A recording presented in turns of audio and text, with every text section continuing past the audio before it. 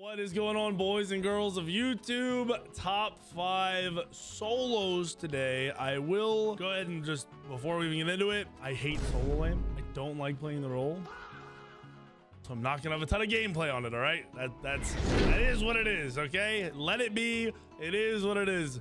Number 5 on the list. I actually don't think people will be surprised by this list. Maybe the order, but I think the top 5, if you didn't order them, I don't know if many people would be confused. Number 5 on the list is Bellona. Bellona's cracked right now. I think Bellona becomes 10 times better in the next patch. The next patch, I have to like preface all of this. The next patch introduces a new solo lane item that is insane. It is called Stygian Anchor. The item is physical defense, magical defense, basic attack power, and then a stacking debuff where if you hit somebody or someone hits you, it can stack 5 times, and it's minus attack speed slow, movement speed slow, and healing stolen. That item is going to be core on almost pretty much every tank in the whole game, like in the entire game. It's going to make gods like Bellona, maybe even Amma, Osiris way better. And because of that item, there's also a buff coming to Avenging Blade. Pairing the two together makes people not move. I call it a sloth build. I have a build. I put a clip on Twitter. I'll put the gameplay up on the VOD channel. I'm gonna make a whole video about it if the video goes live, if the item ends up making it to live as is. You basically can make it so somebody has a reduced attack speed reduced by 85%, movement speed reduced by 60 or 65%. That's not including abilities. So Bellona 1 would slow even more, Osiris 1 would slow even more. It's gonna be OP and it's gonna be in every build. But for the time being, this is the build. I want to mention that because if that item gets in and stays as it is, all solo lane builds will be updated with that item and the builds will shift a little bit. However, for now, lifesteal build still king on Bellona. Warrior's Axe has really taken top spot from Bluestone because being tanky is just so cracked. In the next patch, they're also removing stacking 3k pods, so damage dealers do not get infinitely better, and that makes tanks even more valuable. The next patch is gonna be really big for tanks and solo laners. I think it's gonna be like they're gonna be on top. I think hybrid jungler is gonna be on top, especially if those items and those item changes go through. So you've got Warrior's Axe, Devo Gloves, good sustain, good power, defense into 1 damage item. Then we have Lash and Umbral. You can swap these two. If you're against physical, build Umbral first. If you're against magical, build Lash first. Lash is also getting changed in the patch. In my opinion, it's getting a buff. It's getting removed where you use it 3 times to do damage. It changes to where it ticks faster for 4 seconds. You can do this build right here. These 3 items together will do 1100 damage over 4 seconds in an AoE. So you can hit multiple people for 1100. Spirit Robe for being tankier and sustain. Berserker for being even more tanky plus buffing your auto attacks. And then Nemean, so you can stand in front of somebody and just automatically trade them. No one will ever win a 1v1 with you if they're hitting you with Nemean up. And then you are going Sundering Axe, so you have the objective control as well as the extra damage when you are diving somebody. Bellona's good because Bellona's a bully. Bellona destroys hunters, which seems to be a big problem in lower to mid-level games where hunters run a lot of those lobbies. This allows you to quite literally run straight at a hunter the entire game. You could even go more anti-hunter if you wanted to rather than lifesteal, but this build will be consistent against all types of gods. It'll be good in lane.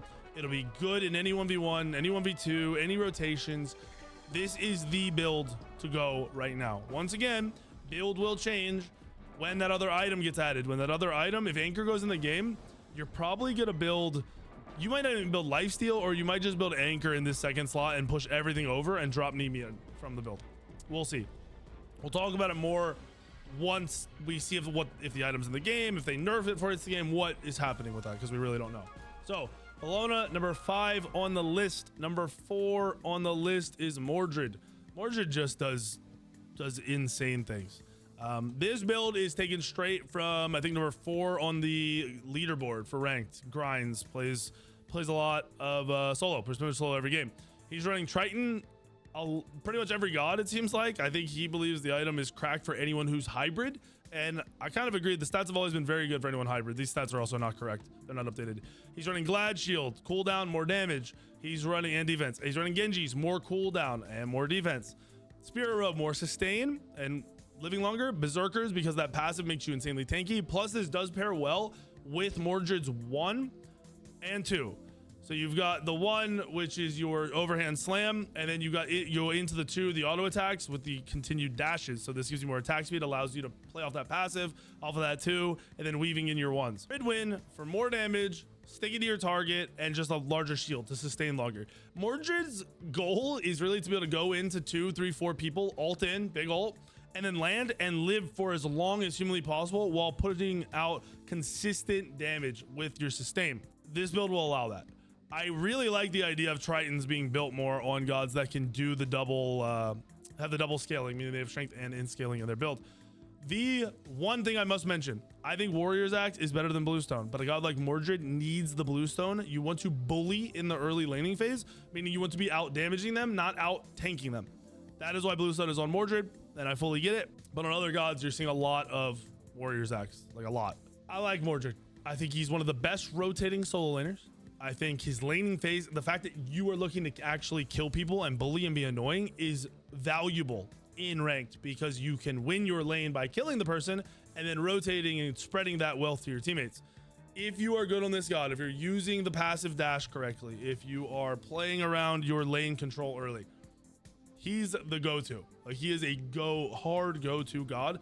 It requires a little bit more god knowledge and matchup knowledge. Also, cripples make it so you can't play. RDO is coming in 3 weeks. RDO will counter Mordred, meaning if you're in a team fight or RDO sits on top of you, you don't get to play the game. Watch out for that when that time comes. If that time comes, we'll see. So Mordred number 4. Number 3 on our list is Cabrakan. Cabrakan, for me, both aspect and non-aspect. I've got a regular solo lane build, which is a sustain style build. You like the sustain because of your 3. Your 3 just allows you to sit on top of a target, heal a bunch, do a lot of damage, as well as get extra damage off because of your lash. You're keeping them on top of you. You have Nemean, so you can sit there and take a lot of damage. You got some cooldown mixed into this build, so you can get off more abilities. You're just a very good, I'm going to stand in your face and be very annoying god. You've got a stun on your 1, the stun on your 2. You want to harass and be annoying, and that Nemean comes into play when the stuns aren't up. So you'll engage, right? Say you run in, you get an ult off, you stun them. Then you hit him for a second, then you stun him again, then you hit him for a second, then you have no more stuns. So you're like, I'm gonna take some damage here. Then you pop that Nemean, reflect all that damage, someone's gonna die. This build will solo gods. You can 1v1 mages, you can 1v1 hunters. Definitely in the next patch, you'll be able to continually do that. Now, that's the core regular non-aspect build. I also have an aspect build up. This is taken from that same guy with the Mordred build. He runs this all the time, like almost every single game. So if you like to play full damage and you think you can get away with it, this is worth trying. I'm not saying this will be as consistent as a tank build. Tank builds, your job is to engage, be annoying, stand in their face. This build is for you to play like an assassin, but you can't take that engage away from your teammates, right? You can't just now, I'm an assassin, no, we have no front line. You still need to engage, so you have to learn how to play the assassin style engage. You need to be engaging fights while doing a ton of damage. This build hits crazy hard. Late game, the yellow numbers you're getting from Crusher and Heartseeker and Bluestone on your 3 will make it so if you can do that before the fight starts, so you throw your 3 out once or twice before a fight starts to poke them, you can't lose a team fight if you do that. You will not lose a team fight if you do that. So make sure you're getting value out of that. It's almost like when Loki was going solo Bluestone, Heartseeker, like the same build, very similar playstyle, considering this is called Fat Loki. Makes sense, right? Like there's some logic there. I like Cabrakan. I like regular Cabrakan better because I want a true frontline, and I think double stuns as well as a lockdown wall and the tremble on the 3 plus the cripple off of the 3 will win way more team fights than a build like this. However, I know a lot of people want to be able to hard carry out of the solo lane and then do damage, and this is probably more fun for those people. So it gives you an option where you might not hate the lane as much. Your early laning phase can be very rough. Very rough. Your 2 is going to be your main clear tool, I believe, because your 3 is not hitting that hard at the beginning. So you need to play very smart. You need to learn your matchups. You need to not die early and get bullied out early in your lane, so that way you can get to the full build and start fighting and killing the other person, and then looking for rotations into that mid lane where you can kill people. You remember, you're in aspect, you stealth in your 1. You have no stuns in the kit. You stealth in your 1. Your 3 has some range to it. Your ult is like a Loki ult with a wall at the end of it. You can use that as a disengage. So the perfect way to play a team fight or a rotation or whatever is to stealth in, hit him with a full combo, and then if you're gonna die, you ult out. That's why Aegis is here instead of a Sunder. That Aegis is to keep you alive longer. if you're out of position, if you can't get an ult off, whatever it may be, if you get locked down, this gives you a little bit of a safety net in the build. I like it a lot. It's fun. It's genuinely fun. So we had full damage Cabrakan at number 3, and then number 2 is Wukong. I know Wukong's been nerfed a couple times. I don't think it matters. I don't think it matters at all. Wukong, yellow number build. Yellow number build. Conduit, our Ancient Signet, Soul Gem. 3 abilities that do yellow numbers. Then you round it out with some cooldown and some damage, some power, some int, and then you get another yellow number off the Soul Reaver. Your one with this build is going to basically win you every fight. If you can one once or twice before the fight starts, meaning you won, then you wait for the fight, your one goes back up, then you fight, you will win the fights off of that, because that one hit late game is going to do like 70% of someone's HP. Any mage is just going to instantly lose over half their health right away. Build strong. Laning phase, you simply play around 1ing and 2ing from a distance, not getting poked and staying back. You keep your ult up so you can run away from any ganks and never get ganked, and you just play to maintain that farm and that poke and being annoying. If the other people if they're playing bad and eating too much poke, you get kills, go for it. But the god excels at living because you have an ultimate that makes it so you cannot die. You have insane range on the 1 and the 2, and your 3 gives you more cooldown on your 1 and your 2 because you're running aspect, and it's a safety net. You can run away with your 3. Do not play to be in melee range on this god. Do not play to run up to gods. You play at a distance. Use the 1 and 2 to hit them, and use the 3 to either keep distance away from them or to maintain your distance to them. You do not want to be on top of them. You do not want to be auto-attacking with this god most of the time. If you know that and you play around that, you will dumpster your lobbies. You will be a mage in a warrior's safety body, right? Like the safety kit here is ridiculous. I have it mentioned, stay with the bird form, meaning your 3 should be in bird form all the time, so you get more ability cooldown. That means you use that 3 to stay away from them or to stay within distance of them, not on top of them. Please. I have to mention that because I see people play like this build and then they'll run at people and try to be in melee. You cannot do that. You are playing like a mage. You 1 and 2 over and over again. You use your ult to either run away or to finish kills if you feel like it's safe. And that's it. That's the whole, that's it. It's not more crazy than that. There's nothing more to think about. It's that simple. That is Sun Wukong. Last, I don't think this should be surprising. Osiris is insane. Osiris is genuinely insane. And what's crazy about him right now is both versions, his non-aspect and his aspect, are equally cracked. 2 different, somewhat different play styles, and I would say the mechanical skill is a little bit higher and decision making is a little bit higher on the aspect than the non-aspect. So we'll go over non-aspect first. It's lifesteal Bellona build. Shocker. Osiris and Bellona have always played very similar styles, so they run similar builds. Once again, if Anchor gets put in the game and they buff Avenging Blade, this build will slightly change. This build will definitely still work in the next patch and be very good, but I think there will be a slightly better build with the Anchor in it. I think you'll have to build Anchor, to be honest. Why Osiris? Ridiculously safe with his mitigations from his 3. He has a lot of slow and control between his 1 and his 2. He's very fast off of his 2.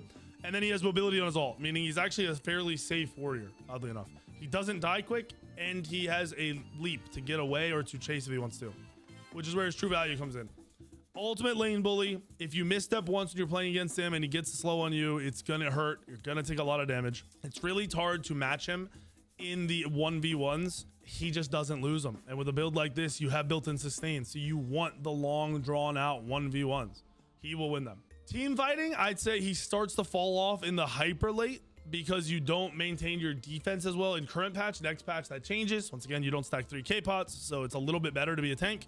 The Nemean is where you really, that's your safety net. And hey, I'm a little too deep. Hey, my abilities aren't up to reduce damage. Hey, I ulted in or my ult's down. So the Nemean makes it so they can't hit you for a little bit, or if they do, you can just kill them. You can turn and burn and try to full commit to them.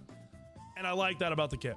You can change out Nemean for other items. You can even go Boar, the Cersei's here, to run away if you feel like you're just out of position a lot. But Nemean is going to be super strong for your full committal fights. Now, that aspect build. Aspect changes Osiris. Your 3 is no longer movement. You throw your 3 out and it does damage and it resets your 1. It doesn't, you don't go with it, okay? Your 1 uses your passive. So you can 1 twice basically. And then your 2 is basically the same. Your 3 is basically the same. You're a little bit less tanky in this aspect. You do way more damage and this aspect scales on int. So you see the build change. This is a very, very weird build. I will say, I think you can change items in this build and not really be at a downside as long as your core is really here. I do think Helm of Radiance is ridiculous. Sphere of Negation is getting a buff in the next patch, so this item is going to be even more ridiculous. Magi's is kind of like a, hey, I don't want to get CC'd while I'm running in type of ability. This makes it so your late game is better, but this item could change, especially if you aren't getting CC'd. Pridwin, another safety net, a little bit more damage, as well as just keeping you alive a little bit longer with the shield. You can double up on the shields in this build. You bully with these builds. These are spam. I'm going to throw my abilities at you, and you're not going to get to play the game items and builds for an aspect that is meant to be played that way. I highly recommend playing this if you like to press buttons and use abilities, where the other version of Osiris is more auto attacky, where you're pressing abilities, but it's the auto attack consistency that's key. With this, your auto attacks, they're not bad. They're not, you know, they're worth it, but they're not the core to the kit, right? Your abilities are the core to the kit. You need to be hitting those ones, those twos, and those ultimates. You do so much damage with this god aspect in this build that it will feel like people are playing against a mage that is tanky, and they won't like it. They won't know how to deal with it. So I do recommend you at least trying this. Even if you're more of an auto attack guy, try this once just so you understand it. That's our top 5. Someone's gonna say Yorm. I like Yorm for laning phase. I hate Yorm for team fights. Most people are completely worthless on Yorm in team fights. If you're playing Yorm, there is a build on Smite Source. It's a lifesteal build, but it's more auto attacky lifesteal. It is crazy for stomping out in the early mid and then rotating and stomping the mid game. Late game, you have one of the worst kits to me in the game. You get hit by a CC and you die in the late game, regardless of build. You just don't have the kit. Your ult has such a long wind up. It feels bad. You're stationary, so people can't miss their abilities on you. I'm not a fan of Yorm.